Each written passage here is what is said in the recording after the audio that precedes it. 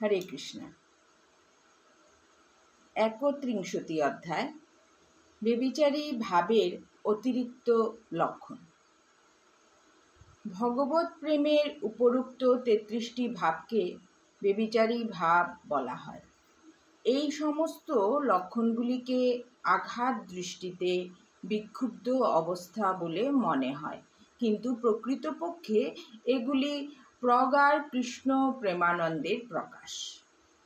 এই লক্ষণগুলিকে ৩টি শ্রেণীতে বিভক্ত করা যায়: উত্তম, মধ্যম এবং কনিষ্ঠ।